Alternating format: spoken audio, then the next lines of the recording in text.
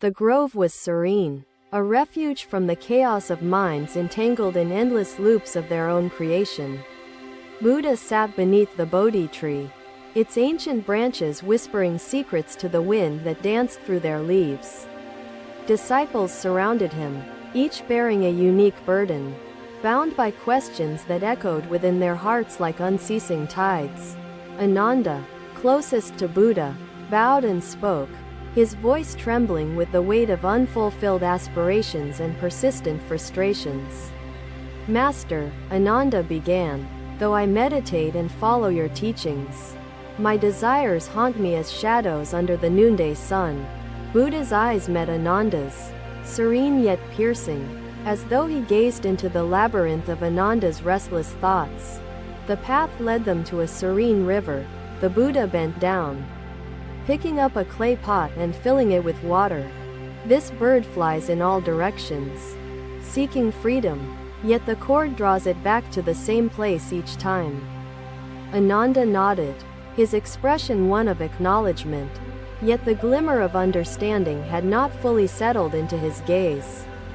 The cord, Buddha continued, represents your attachments. The post is your yearning mind. Freedom lies beyond, yet the cord persists. Ananda silently struggled to keep hold of it. The Buddha stopped and gestured for Ananda to halt as.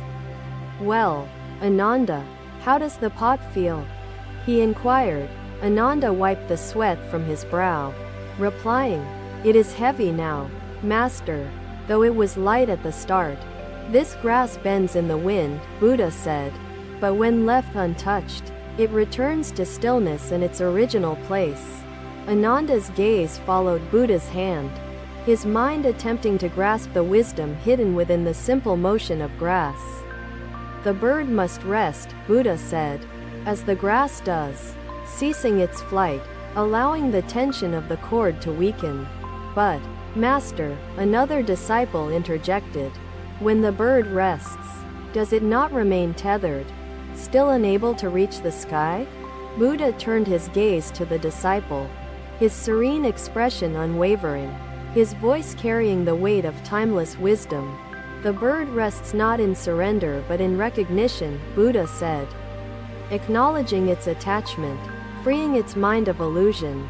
The disciples exchanged glances, their hearts heavy yet beginning to lighten, their minds stirred by the profound teachings unfolding. Ananda, still uncertain, spoke again, his voice now quieter, tinged with introspection rather than frustration. Master, when the bird becomes still, where does its mind go? What becomes of its yearning for freedom?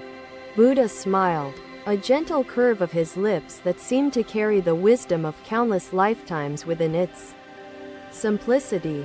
Ananda, Buddha said, when the bird rests, it finds its center, and from this center, it can truly understand its bonds. Master, Ananda asked, is it in understanding the bonds that freedom is found? Does knowledge of attachment lead to liberation? Indeed, Buddha replied, for to see the loop is to step outside it, and understanding weakens even the strongest cords. Effort binds us when it lacks balance.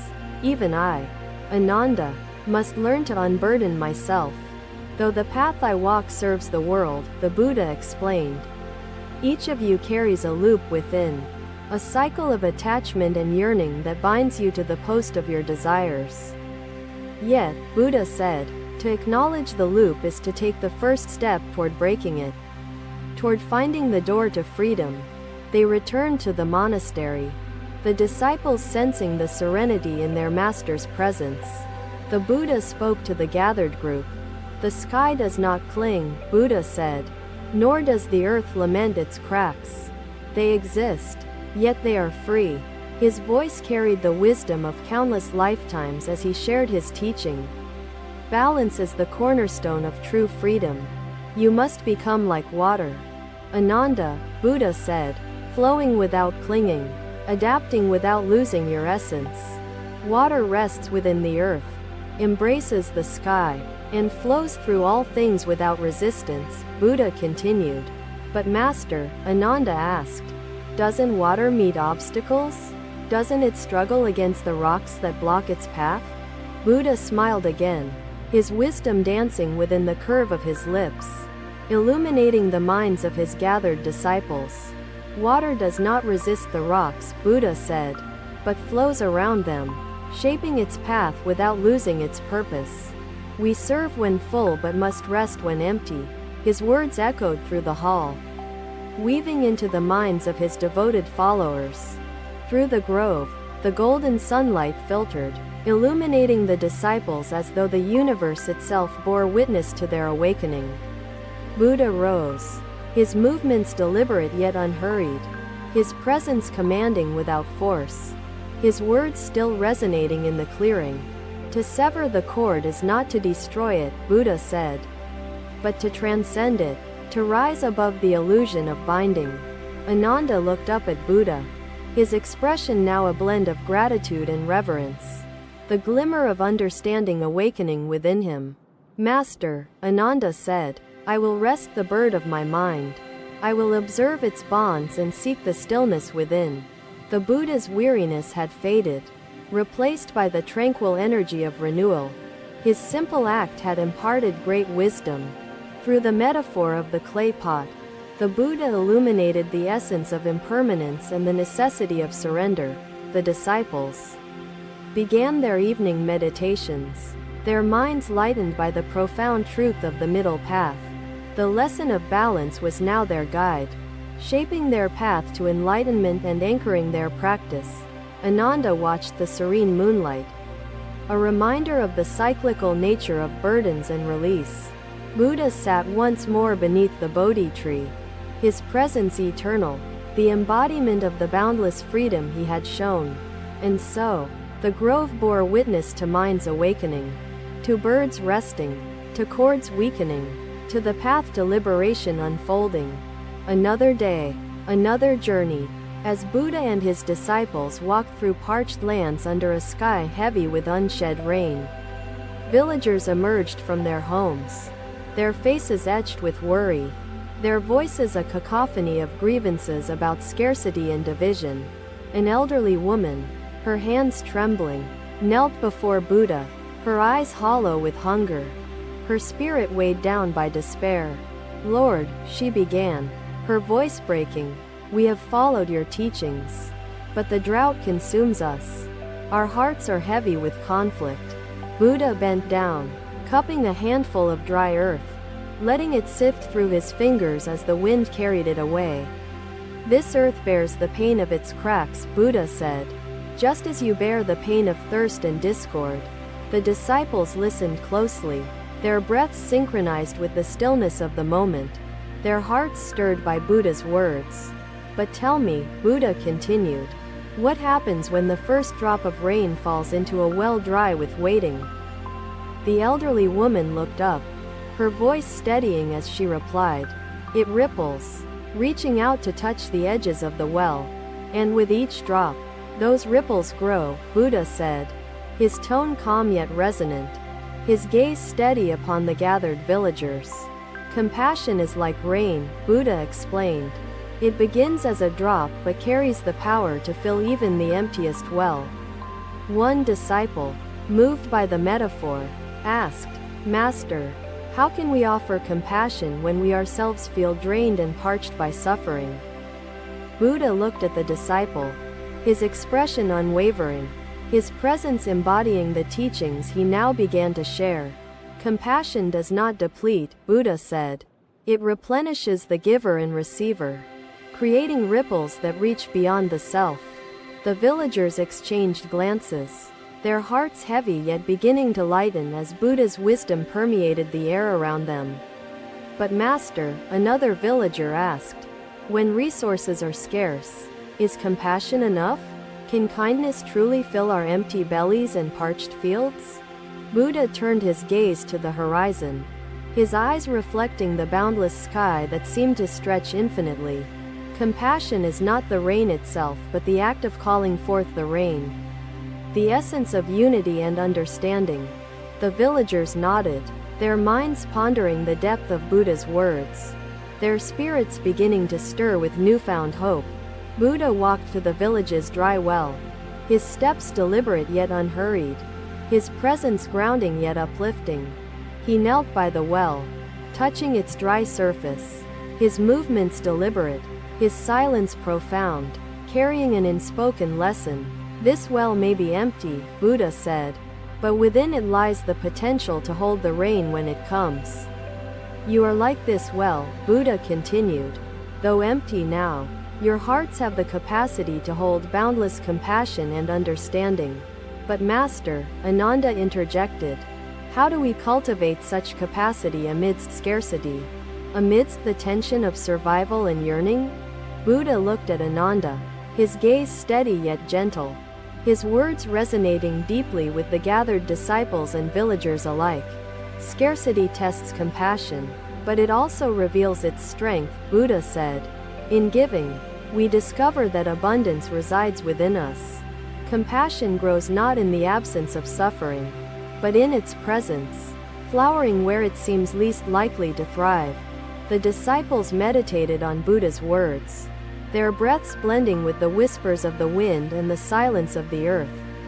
Buddha continued, his voice steady as the flow of an unseen stream, guiding them through the depths of their own minds. Each of you carries seeds of compassion within, Buddha said, hidden beneath the cracks of suffering, waiting to be nourished. Share what you can, Buddha urged, not only of water but of understanding and kindness. For ripples begin with a single act. The villagers and disciples exchanged glances, their hearts now lighter, their minds beginning to envision solutions born from unity. Together, they devised ways to share their meager resources, planting seeds of sustenance and solidarity in the barren land. The village transformed, its spirit rejuvenated not by rain but by the ripples of compassion that began to spread.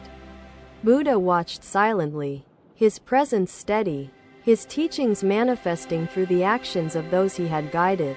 The disciples, inspired by the villagers, found their own hearts filled, their understanding deepened by the lessons of compassion. Ananda approached Buddha, his voice quieter, tinged with introspection, his gaze reflecting the depth of his thoughts. Master, Ananda said, when we share compassion, how do we ensure it reaches far and does not remain confined to one place? Buddha smiled gently, his wisdom unfolding in his answer as a flower blooms under the gaze of the morning sun. Compassion flows like water, Buddha said. It seeks the cracks, fills the gaps, and moves beyond boundaries without resistance. To ensure its reach, Buddha continued, let compassion flow freely, unburdened by expectation, for its ripples grow when unconfined. The disciples nodded, their minds absorbing Buddha's words, their hearts beginning to embrace the boundless potential of compassion.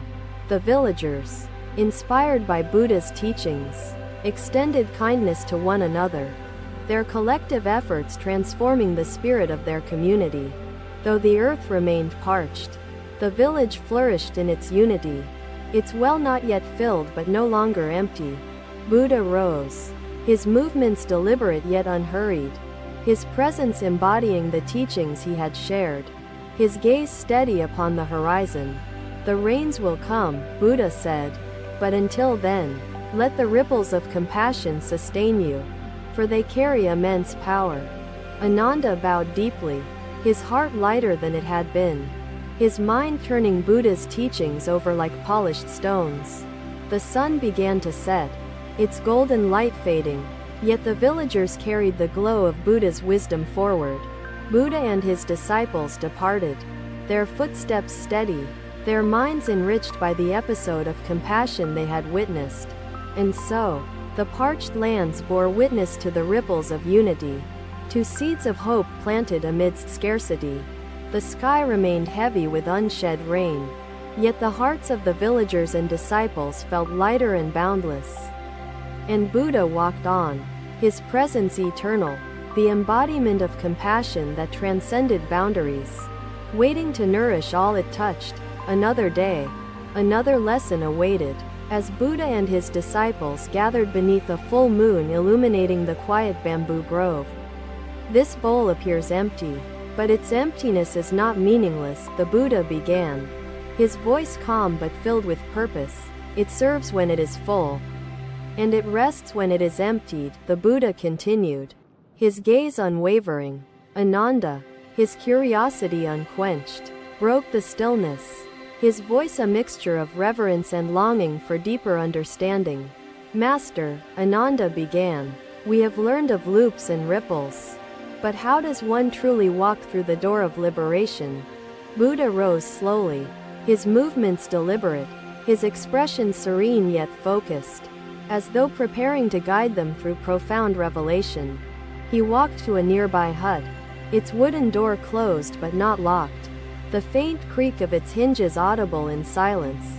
Observe this door, Buddha said, placing his hand lightly upon its surface. His voice calm yet resonant with timeless wisdom. This door, he continued, is like the mind. Its barriers exist in perception, yet it remains unbarred for those who see. The disciples nodded, understanding the importance of renewal within the cycle of their devotion and work.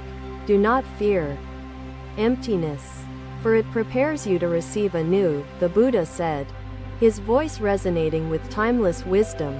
Liberation, Buddha said, stepping through the doorway, is not about finding the key. It is about understanding there was no lock. This readiness is true balance, the Buddha explained. He lifted the bowl, showing its smooth surface to each disciple. Ananda, Buddha said, illusion persists because it is nurtured by fear, ignorance, and attachment. To see through it requires clarity and courage. How do we cultivate clarity, Master? Another disciple asked, his voice tremulous with the weight of his own unspoken doubts. Clarity begins with stillness. Buddha replied, in stillness, the mind observes its illusions without judgment, allowing truth to emerge unclouded. The disciples sat cross-legged, their breaths synchronized with the natural rhythm of the night, their minds seeking stillness within themselves. But Master, Ananda asked again, what if the mind resists stillness?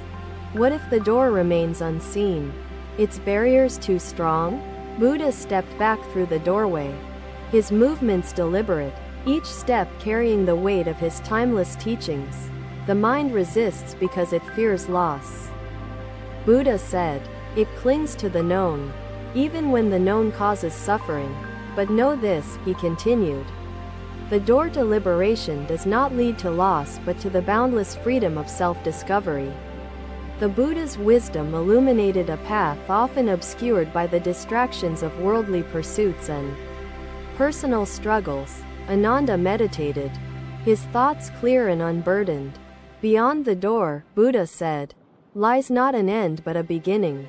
A vast expanse free of illusion and attachment. It is not a place, he continued, but a state of being, where the mind rests in its natural clarity and openness. The disciples closed their eyes, imagining the boundless expanse of which Buddha spoke, their breaths deep and steady, their hearts lighter. But Master, one disciple asked, how do we step through? What action must we take to cross the threshold? Action begins with understanding, Buddha replied. To step through the door is to let go of the belief in its barriers. The step is not physical, he continued, but a shift within, a release of all that binds and blinds the mind. His disciples carried the wisdom forward, their paths shaped by the essence of renewal, balance, and impermanence. By morning, the teaching had woven itself into their hearts, becoming a compass for their journey to enlightenment. He sat beneath the Bodhi tree, the moonlight casting soft shadows that seemed to carry the weight of his timeless wisdom. Each of you carries a door within, Buddha said, his voice steady as a flowing stream, guiding them through understanding. Some doors are heavy, some light, but all can be opened. For no door is ever truly locked against the seeker. But Master, Ananda asked, if the door is always open, why do so many remain trapped? Why is liberation so elusive? Buddha looked at Ananda, his gaze steady yet compassionate. his words carrying the clarity of one who had seen beyond illusion. Many remain trapped, Buddha said, because they do not see the door. Their minds are clouded by fear, ignorance, and desire. To see the door, he continued, requires courage, for it reveals not only freedom but the truth of one's own attachments. The disciples meditated on Buddha's words, their breaths blending with the rustle of leaves, their minds seeking the clarity he described.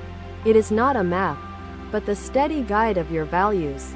Kavi nodded, his brow furrowing in thought, his breath deepening as he absorbed the wisdom woven into the Buddha's words. The village below stirred with the beginnings of a new day, its inhabitants emerging to tend to their lives and labors. The Buddha turned his gaze toward the scene, his eyes reflecting the beauty and impermanence of existence. Each person, he said, his voice carrying across the hill, is a thread in the tapestry of life. Weaving your thread with mindfulness strengthens the fabric. You must become like water, Buddha said, flowing without clinging, adapting without losing your essence. Embracing both humility and boundlessness. Water rests within the earth, embraces the sky, and flows through all things. Unburdened by resistance or attachment, he continued. The Buddha's voice softened, yet his words carried an urgency that resonated deeply. Do not wait, he said, for tomorrow to kindle your lamp. The flame is fed by each breath taken today. A profound silence enveloped the group as his wisdom sank into our souls, leaving an imprint that would guide us on our paths. The grove grew quieter as the disciples returned to meditation, their breaths mingling with the essence of Buddha's timeless wisdom. The bird of Ananda's mind rested, observing its chords, finding solace in the center of its being, the path to freedom unfolding. The moon began to set, its silver light fading, yet the disciples' hearts carried the glow of Buddha's teachings forward. Buddha sat once more beneath the Bodhi tree, his presence eternal, the embodiment of the boundless freedom he had shown. And so, the grove bore witness to minds awakening, to doors opening, to the path to liberation unfolding for all who sought it. Thank you for watching. Buddha's teachings are always with you. Subscribe to our channel and we will see you in the next video.